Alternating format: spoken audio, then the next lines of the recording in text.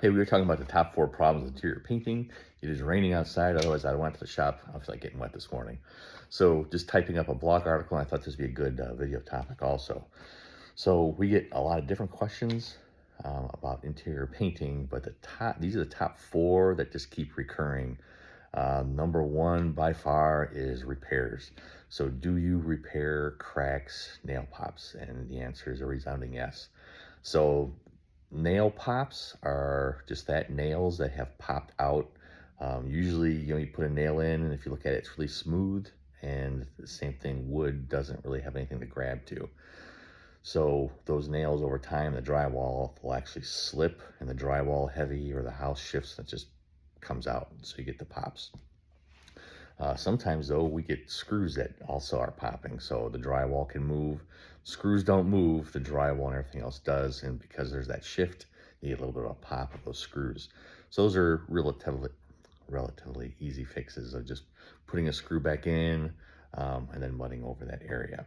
The cracks can be a little bit more challenging. The drywall cracks itself happen. Sometimes it's age, the house settling, drywall tape. Sometimes they put tape up and they don't put it up correctly. The corner beads, so you have little metal corner beads going a corner.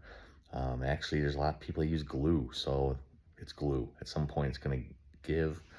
Sometimes we've seen staples where someone took a staple gun and put a staple gun to the corner beads, and it's a staple. Staples don't hold in drywall with wear and tear, so those pop out also. So our job is to fix all that stuff, and then depending on what we're fixing, we do a warranty. Some drywall repairs we can't warranty, but we do our best to mitigate that by giving you a free touch-up in a year. The next one, schedules. So should I paint before selling? Should I paint before moving? Should I paint before having a party? Should I paint if there's other work going on? So if you are having any other work done in your house, paint last. We want to be the last ones in for a lot of reasons. Other contractors, they got tool belts on, and most trades are not friendly to painters. Walls get beat, leaning against the walls, putting their tools against the walls, nicks, dings, scratches. You want painters to be the last person in your home to make sure you have a perfectly finished product. Perfect.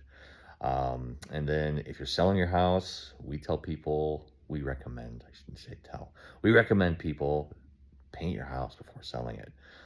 We have some realtors we work with, we're looking for more, that they say it also. A house that's freshly painted with a nice neutral color, it allows those people to see that house for what they can be and who they are and things that they have. If you have bright, bold colors, it doesn't sell as quickly, it doesn't show as quickly, it doesn't photograph as well.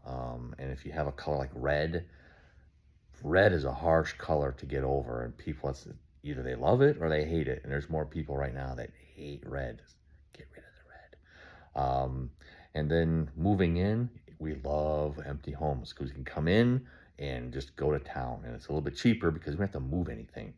But again, if you're having flooring done, if you're having other stuff done, get that stuff done beforehand. Sometimes it doesn't work out, but usually it does. Next one is colors.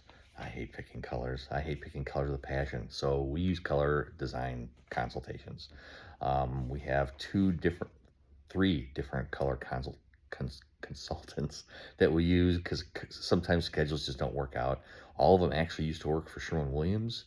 Once Sherwin-Williams kind of got rid of their color consults because of COVID, they started their own interior designer color consult businesses. So they use Sherwin-Williams, Behr, Pittsburgh, Benjamin Moore. They use all colors. So that is a huge benefit. They come into your house, look at your house, spend an hour with you, and pick out colors that fit you. You're not getting stuck into whatever color's on the rack. You're getting whatever color works best for what you have in your home. So we really love the fact that we can give away free color consultations with jobs over $3,000. Alternatively, JC Licht, you can schedule an in-home color consultation.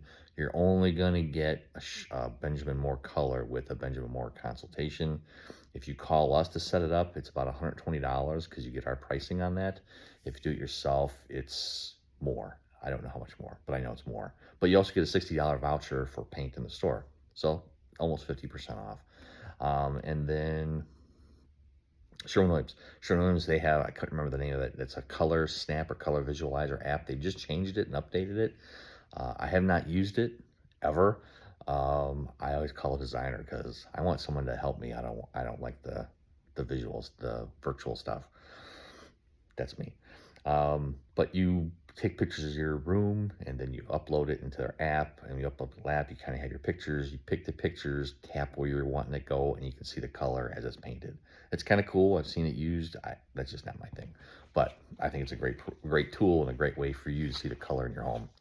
And then budget's the biggest problem / question. We can't fit everyone's budget. I would love to, but I know we can't. We're $689 to send someone out. We have fixed overhead, insurance. Insurance is a big one. Workman's comp, especially for exteriors, is a huge issue. And liability for exteriors is also a big one.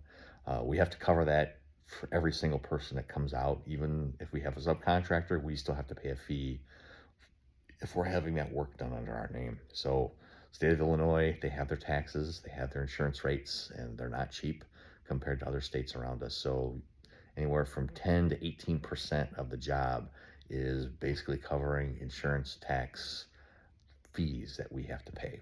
So just kind of know that independent guys, they don't have to worry about it. It's their sole operators. They don't have to worry about some of those expenses that we have. But start like 650. 650 is a good starting number, and then it just goes up. House we just did in Del Webb, single story, 2-bedroom, kitchen, living room, dining room, eating area, entrance, hallways, master bath, master closet, hall bath, garage.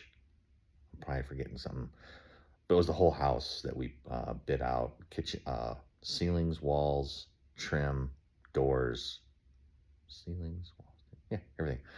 So we were about $8,000, and we still lost that to a smaller independent operator, which we can never compete with.